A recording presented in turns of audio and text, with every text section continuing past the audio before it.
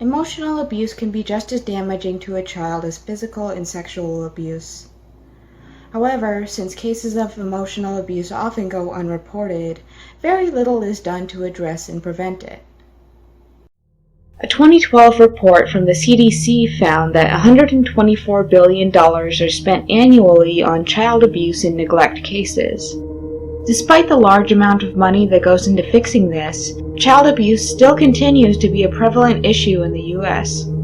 Therefore, as members of this nation, we must urge our lawmakers to intervene sooner rather than later when signs of all forms of child abuse present themselves. This will ensure that our future generations are raised in safe, healthy environments where they can grow up with confidence and security. To help this process along, I will provide some insight into how emotional abuse can impact children, what we are currently doing to prevent it, and the numerous flaws in our approach. The Mayo Clinic defines emotional abuse as, quote, injuring a child's self-esteem or emotional well-being. It includes verbal and emotional assault, such as continually belittling or berating a child, as well as isolating, ignoring, or rejecting a child.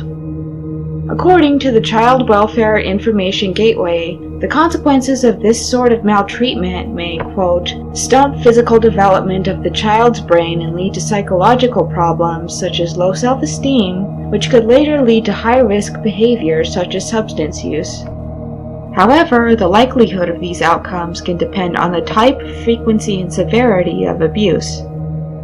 Although emotional abuse can have very devastating effects on a child, intervention is not very common, as this type of abuse is often overshadowed by more easily detectable forms, such as physical and sexual abuse. And unfortunately, institutions such as Child Protective Services do not do enough to prevent all forms of child abuse from occurring. It's ironic how this organization is still known to instill fear in some parents, yet seems to ignore a large majority of children who are in households that are obviously hazardous to their well-being. A few explanations for this could be how some people are not well educated about the warning signs of child abuse. For those who are, they may still feel that the abuse case in question is not severe enough to warrant reporting, or that CPS may not take action at all if an official report is made. Based on the notorious faults surrounding CPS and their standard procedures, it would not be completely unreasonable for someone to have these kinds of doubts. Most of the time when a child abuse report is made, a CPS agent will meet with the family in their home to assess the situation, as well as gathering evidence from other witnesses such as neighbors and relatives.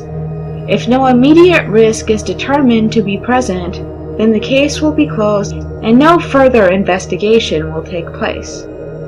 This method is problematic because it can allow parents and other witnesses to either withhold or provide false information to the agent in order to convince them that no abuse is occurring in the home. After this happens, parents are likely to retaliate by intensifying the abuse against the child. Not only will this make children less likely to speak up about their abuse to others in the future, it will lead to other physical, social, and emotional issues that can impact them throughout the rest of their lives. Representative Richard Morissette of Oklahoma has similar opinions, stating that, quote, our system is broken. We still have children dying. We still have children being moved around. The more we ignore the reality of this, our children are going to pay. If you look closely, you'll find overwhelming evidence that proves how CPS does more to contribute rather than help mitigate the widespread epidemic of child abuse that is pervasive throughout our country. I hope you found this video to be informative. At the end of the day, child abuse is a serious issue that causes severe financial and social consequences, not just for those who are directly involved, but society as a whole. Therefore, it is our responsibility to figure out how to implement better strategies to protect the safety and well-being of our children in all areas of their lives.